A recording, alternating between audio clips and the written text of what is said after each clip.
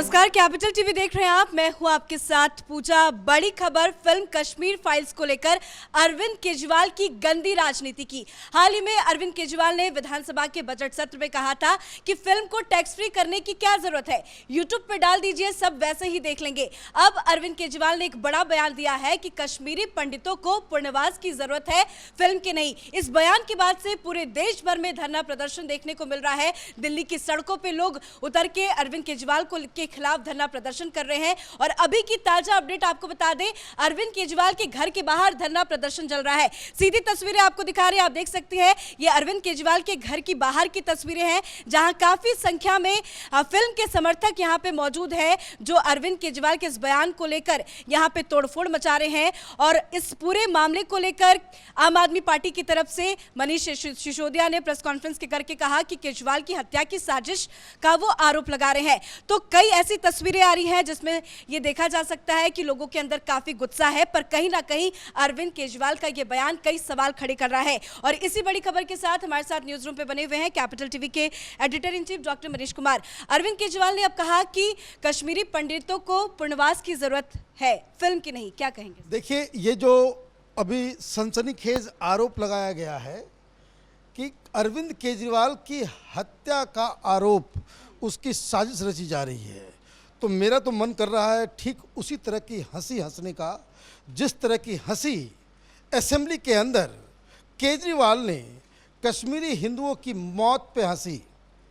जो अट्टहास, जो पूरा का पूरा आम आदमी पार्टी का कुनबा, उसके चट्टे बट्टे असेंबली के अंदर जिस तरीके से अपनी दांत को दिखा रहे थे, तो इस आरोप के ऊपर वैसे ही हंसने का मन कर रहा है।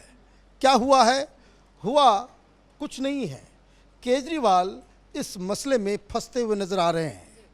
उन्होंने कश्मीरी हिंदुओं के ऊपर जितने भी अत्याचार हुए, जिस तरीके से कश्मीर में हिंदुओं को मारा गया, महिलाओं के साथ बलात्कार किया गया, उनको घर से निकाला गया, उनकी संपत्ति को हड़पा गया जिहादियों के द्वारा, उसके ऊपर वो पर्दा डालने की जो कोशिश कर रहे थे और असेंबली के अंदर उन्होंने फिल्म को झूठ करार दिया, इसमें वो पूरी तरीके से घिर गए।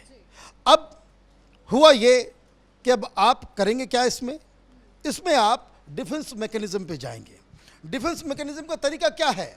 उनके पास एक ही डिफेंस है, मीडिया को पैसे दो और मीडिया के ऊपर बैठ करके अपने पॉइंट ऑफ व्यू को जस्टिफाई करवाओ। मसला हंसी का था, मसला कश्मीर में हिंदुओं के ऊपर अत्याचार हुआ या नहीं हुआ, उसको मीडिया ने बहुत ही स्मार्टली उस तरफ मोड़ दिया कि कश्मीरी हिंदुओं के जो टीचर की जो बहाली हुई, उसको रेगुलराइज करने में किसका क्या रोल था, मैं उस पर आऊँगा, उसकी पूरी हकीकत मैं आपको बताऊंगा और तब आपको समझ में आएगा कि किस तरीके से मीडिया का इस्तेमाल केजरीवाल कर रहे हैं। अब आज जो ये तस्वीरें आ रही है और ये जो केजरीवाल, ये जो उसके घर के बाहर और ये सारा कुछ जो तमाशा हुआ है, वो क्यों हुआ? आप देश के प्रधानमंत्री बनना चाहते हो, पंजाब में आपकी जीत हुई, आप पूरे देश में जो है राजनीति करना चाहते हो, जो देश के मुद्दे हैं उसमें तो आपको अपने विरोधियों का सामना करना ही पड़ेगा। भारतीय जनता पार्टी जहां हुए बलिदान मुखर्जी, वो कश्मीर हमारा है, 370 को हटाने वाली पार्टी, जो कश्मीर के ऊपर पूरा का पूरी पार्टी को मोबिलाइज करने वाली पार्टी, उसको आप मौका दोगे, वो तो छोड़ेगी नहीं, वो तो हत्थे से पकड़ेंगे मुद्दे को। और इसलिए जो यूथ विंग है बीजेपी का, उसने आज प्रदर्शन किया और वहाँ पे इस तरह की चीज़ें हुई। हर प्रदर्शन में होता है, घर को घेर लिया गया, घर के बाहर लोग जमा हो गए। अब ये कह रहे हैं कि हत्या की साजिश हो रही है। बिल्कुल, जिस तरह से तस्वीरें आ रही हैं, साफ नजर आ रहा है कि अरविंद केजरीवाल के बयान को लेकर लोगों के अंदर काफी गुस्सा है। मनीष सिसोदिया का भी अभी बयान आया है, राघव चड्ढा भी कह रहे हैं कि बीजेपी सीएम केजरीवाल को मरवाना चाहती है। भाई ऐसा है, कोई मरवाना नहीं चाह रहा, मुझे तो हंसी आ रही है। ये नाखून कटा करके शहीद बनने की जो परंपरा अरविंद केजरीवाल और आम आदमी पार्टी की है, मैं उस पर आऊँगा, डिटेल में आपको बताऊँगा। लेकिन पहली बात ये जो आरोप लग रहा है कि घर के ऊपर हमला हो गया, घर में घुसने की कोशिश हुई, राजनीति में ये काम किसने शुरू किया? अन्ना का आंदोलन खत्म हुआ और नए नए जब राजनीति करने का इनको जब शौक चढ़ा तो सबसे पहला काम इस अरविंद केजरीवाल ने करना शुरू किया कि सारे नेताओं के घर को घेर लो। ये खुद जाता था, ये भारतीय जनता पार्टी के दफ्तर को घेरने का भी काम इसने किया। आप यूट्यूब पे जाएंगे आपको मिल जाएगा, जहां पत्थरबाजी हुई, पाप देश की एक पार्टी के दफ्तर के ऊपर हमला करेंगे और इस तरह की राजनीति की प्रथा आप लगाएंगे तो ये तो वापस आपके ऊपर आएगा। आप तमाम लीडर्स के घर को घेरने का काम करेंगे। ये नई, पहले अरविंद केजरीवाल के आने से पहले हिंदुस्तान की राजनीति में कभी ऐसा नहीं होता था कि लोग मंत्रियों के घर को घेर लें, किसी विरोधी पार्टी के दफ्तर को घेर लें, वहां पथराव करें। ये काम आम आदमी पार्टी ने किया। तो आप जैसा चीज़ बोओगे वैसा ही फल मिलेगा। तो ये फल उनकी राजनीति का है। ये अब ये घिर गए, ये कह भी नहीं सकते कि भाई हमारे घर के बाहर क्यों प्रदर्शन हो रहा है। तो अब इन्होंने कह दिया कि भाई हत्या का आरोप। अच्छा, ये हत्या करने के लिए कोई आपके पास कोई सबूत है? आपके पास कोई जानकारी है? आपके पास कोई, ये जो भीड़ नज़र आ रही थी, ये तमाम जो तस्वीरें जो आ रही है, उसमें क्या कहीं पे किसी के पास लाठी नज़र आ रहा है? कहीं किसी के पास वेपन नज़र आ रहा है? भाई ये काम, लोगों के हाथ में बस पेंट का डब्बा नजर आ रहा है। भाई पेंट का डब्बा, तो पेंट का काम तो यही करते थे, कभी खुद पे लगाना, कभी दूसरे के ऊपर लगाना। तो आप पूरी तरीके से घिर गए हो। तो ये बवाल, ये सिंपैथी बटोरने का काम कि हमें मरवाने की कोशिश की जा रही है। ठीक वैसे ही अभी हाल में आपने देखा होगा, ममता बनर्जी वो बनारस से कलकत्ता जा रही थी, तो अंदर एयर पॉकेट्स में उनकी हवाई जहाज जो वो फंस गई, तो उसमें वो ऊपर नीचे हुआ। ममता बनर्जी ने कहा कि मुझे हत्या करने की कोशिश को, इसका इन्वेस्टिगेशन होना चाहिए। अरे भाई, इस तरह के जोक्स जो है राजनीति में मत मारा करो। लोगों ने पकड़ लिया है कि आपकी झूठ पकड़ी गई है। आप मुस्लिम वोटों के चक्कर में हिंदुओं पर हुए अत्याचार को आप बाकायदा खत्म करना चाह रहे हो, और इसलिए ये सारा कुछ तमाशा हो रहा है। लेकिन जिस तरह से अरविंद केजरीवाल ने पहले बयान दिया यूट्यूब को लेकर कि फिल्म को यूट्यूब पे डाल दो, उसके बाद पुनर्वास को लेकर उन्होंने बयान दिया, जग जाहिर है लोगों के अंदर गुस्सा अरविंद केजरीवाल को भी नजर आ रहा है। क्या वो माफी नहीं मांगेंगे? देखिए, माफी मांग लेंगे तब तो मामला ही खराब हो जाएगा। अरविंद केजरीवाल हिंदुस्तान की राजनीति का नटवरलाल है। वो कोई बयान देता है तो सोच समझ के देता है। वो बयान इसलिए दिया गया, उसी मानसिकता से दिया गया जिस मानसिकता से अखिलेश यादव ने जिन्ना को महापुरुष बताया था, जिस मानसिकता से राहुल गांधी हिंदुओं को, हिंदुत्व को गालियां देते हैं, उसी मानसिकता, क्योंकि इनको सबको मुस्लिम वोट चाहिए। हिंदुओं की मौत पे जो जितना ज़्यादा अट्टहास करेगा, जितनी खुशियां मनाएगा, मुस्लिम वोटर्स उसको वोट करेंगे। और जब वो फंस गए, जब उनको लगा कि भाई ये तो मामला गड़बड़ हो जाएगा, हालांकि मैं आपको बता दूं, ये हंसी, ये जो अट्टहास, ये जो गूंजा है असेंबली के अंदर, ये अरविंद केजरीवाल के राजनीतिक जीवन को कभी पीछा इसका छोड़ने वाला नहीं है। ये गूंज उसको हर बार सुनाई देगी और ये समझ में आएगा उसको कि उसने कितनी बड़ी गलती कर दी। अब मीडिया को लगा दिया गया कि भाई टीचर की बहाली कौन किया, किसने किया, हमने तो, अब उसका नट सेल में बात समझ लीजिए। 90s में, अर्ली 90s में कश्मीरी पंडित दिल्ली आए, अपने ही देश में ये बन गए रिफ्यूजी।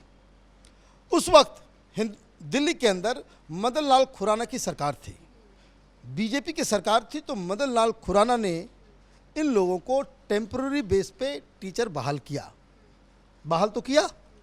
अब उनको रेगुलराइज करने की बात चली। 2015 से खेल जब से मुख्यमंत्री बने तब से ये चल रहा है। हाई कोर्ट का आदेश आ गया कि भाई इनको रेगुलराइज करो।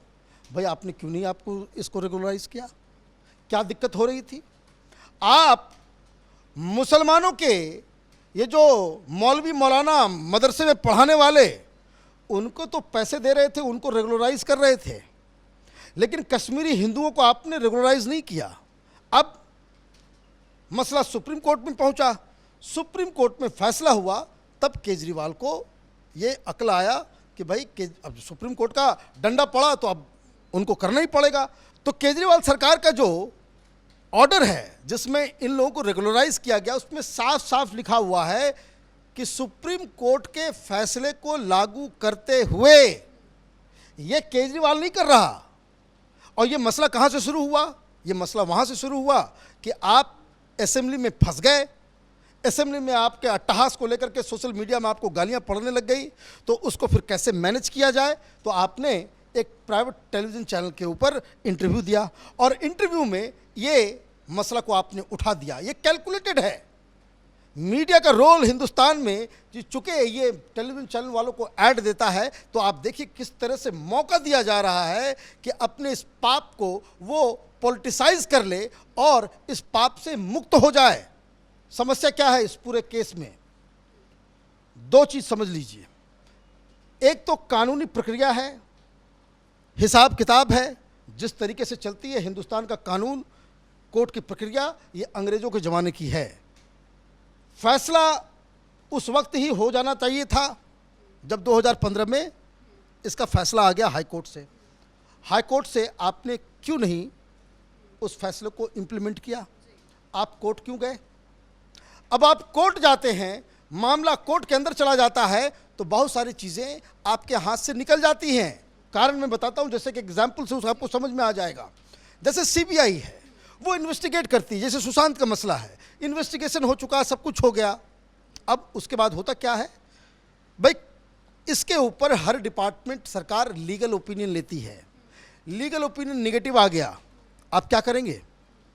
आपके हाथ बंध गए, मसला सुप्रीम कोर्ट ना पहुंचे, मसला आप खुद लेकर के सुप्रीम कोर्ट गए, केजरीवाल सरकार खुद लेकर के गई, और जब ये पूरे पचड़ में फंस गया, आपने फिर एलजी को घसीटना शुरू कर दिया, इसको घसीटना शुरू कर दिया। अब दिक्कत क्या है? अब मैं आपको एक एग्जांपल देता हूं। एक नाम लिया जा रहा है कि बीजेपी की जो लीगल सेल की जो हेड है पिंकी आनंद, उन्होंने इसके खिलाफ चुनाव कोर्ट में जाके वो पेश हुई, उसको रोक रही थी। भाई आपने अपने वकील को क्यों नहीं भेजा? मैं ये सवाल इसलिए कर रहा हूं, ये टेक्निकल मसला है। अभी दिल्ली दंगे हो रहे थे, उसके पहले एक घोटाला इन्होंने क्रिएट किया था कि भाई जो दिल्ली क्रिकेट कंट्रोल बोर्ड है दिल्ली का, उसमें डीडीसीए के केस में, उसमें भी जो वकील जाएगा वो आम आदमी पार्टी का जाएगा। अभी ये जो पूरा मसला जो चला, इसमें टुकड़े टुकड़े गैंग का, उमर खालिद कन्हैया का, उसमें आम आदमी पार्टी की सरकार कोर्ट में जाकर के लड़ रही है कि भाई वकील हम देंगे, एलजी नहीं देगा। एलजी के पास पावर है या चीफ मिनिस्टर के पास पावर है, तो उसमें बड़ा हंगामा होता था। भाई इस केस में केजरीवाल ने क्यों नहीं कहा कि भाई वकील हमारा होगा, पिंकी आनंद नहीं होगी, ये बीजेपी लीगल सेल के हेड है? उस समय तो आप नहीं किए। मतलब ये कि मंशा आपकी क्लियर थी कि भाई आपको इससे कुछ लेना देना नहीं है, हमको जो हिंदू टीचर्स हैं उसको रेगुलराइज नहीं करना है। तो ये उसके अलग अलग पहलू हैं। मेन पॉइंट क्या है कि हाई कोर्ट का फैसला आया 2015 में, ये क्यों इंप्लीमेंट नहीं हुआ? सुप्रीम कोर्ट के फैसले तक आपको इंतजार क्यों करना पड़ा? और जब आप फंस जाते हो कि भाई ये मसला तो गड़बड़ हो गया, हंसते हुए हम पकड़े गए, पूरी दुनिया हमें थू-थू कर रही है, तो आप एक इंटरव्यू करते हो, और इंटरव्यू में ऐसा वो पीआर एक्सरसाइज, कोई काउंटर क्वेश्चन नहीं, आपने उनको खुला मौका दे दिया। और अभी भी ये पैसे का खेल मीडिया में जो चलता है कि अरविंद केजरीवाल और दिल्ली सरकार के माल के लिए, उसके एडवर्टीजमेंट के लिए जिस हिसाब से उनको खुला छूट दिया गया है, कोई सवाल क्यों नहीं पूछता? केजरीवाल अगर ये कह रहे हैं कि वो सबसे बड़े हमदर्द हैं कश्मीरी पंडितों के, तो उनको ये सवाल सीधे सीधे पूछना चाहिए कि क्या आप उस जो मर्डर्स हुए हैं उसको कंडेम करेंगे? क्या आप कहेंगे कि जिहादियों ने ये काम किया? क्या आप कहेंगे कि मुसलमानों के द्वारा ये सारी चीज़ें हुई? क्या आप कहेंगे कि मस्जिदों से जो घोषणा होती थी कि अपने हिंदू महिलाओं को आप छोड़ के जाओ या इस्लाम कबूल कर लो, मस्जिद से जो अनाउंसमेंट हुआ वो गलत हुआ, ये अरविंद केजरीवाल की कहने की हिम्मत है? अगर हिम्मत है, अगर वो कहता है, तब तो हम मानेंगे कि भाई ये सच्चा आदमी है। अदरवाइज ये झूठ का सरदार है, ये ही इज अ पैथोलॉजिकल लायर। और इसलिए ये जो पूरा मसला है, ये मसला राजनीति इसलिए हो रही है, इनको चाहिए मुसलमानों का वोट। 19% जो हिंदुस्तान में मुस्लिम वोटर्स हैं उस पे इनकी नज़र है, और इनको लग रहा है कि पंजाब हम जीत गए, अब गुजरात भी चले जाएंगे तो हिमाचल भी चले जाएंगे और देश का प्रधानमंत्री बन जाएंगे। 2014 में भी इसने सपना आया था, 2019 में भी इसको सपना आया, अब 2024 का इसको सपना आ रहा है। दिक्कत क्या है? देश की जनता इतनी बेवकूफ़ नहीं है। मैं बार बार इस बात को कहता हूं और आज भी कहूंगा, हिंदुस्तान में वो पार्टी जो भारत तेरे टुकड़े होंगे इंशाअल्लाह इंशाअल्लाह के साथ खड़ा हो जाएगा, जो देश को तोड़ने की बात करेगा, जो जिहादियों के साथ खड़ा हो जाएगा, जो नक्सलियों के साथ खड़ा नजर आएगा, इस देश में रूल नहीं कर सकता। चाहे वो प्रधानमंत्री मोदी हो, चाहे वो राहुल गांधी हो, चाहे वो केजरीवाल हो, चाहे वो ममता हो, कोई भी हो, जो देश के साथ गद्दारी करेगा, हिंदुस्तान की जनता उसे कभी माफ़ नहीं करेगी। और इसलिए ये बवाल चल रहा है, लोगों का गुस्सा सही है, और उसके घर के बाहर जो आज तस्वीरें आ रही है वो उसकी ही राजनीति का नतीजा है। अगर कोई आदमी इसके लिए अगर ब्लेम किया जाए तो वो केजरीवाल और उसकी घिनौनी राजनीति है, जिसके करके वो यहाँ तक पहुँचे हैं। जी बहुत बहुत शुक्रिया बातचीत के लिए। तो हमारे editor in chief doctor Manish ने बहुत अच्छे से समझाया कि जो बड़े बड़े बैनर पोस्टर पे लिखे जा रहे हैं कि अरविंद केजरीवाल माफ़ी मांगे, तो अरविंद केजरीवाल क्यों नहीं माफ़ी मांगेंगे, और मांगेंगे तो कैसे खुद ही फंस जाएंगे, उसको हमने बखूबी जाना। पर बड़ी अपडेट, बड़ी जानकारी यही है कि अरविंद केजरीवाल के बयान को लेकर पिछले 2-3 दिनों से लगातार दिल्ली के अलग अलग जगहों पर धरना प्रदर्शन चल रहा था, पर आज अरविंद केजरीवाल के घर के बाहर धरना प्रदर्शन चल रहा है। भारी संख्या में समर्थक फिल्म के वहां पे पहुंचे हैं और तोड़फोड़ का भी मामला सामने आया है। इस खबर में फिलहाल इतना ही। कैमरा पर्सन रवि के साथ मैं पूजा, कैपिटल टीवी।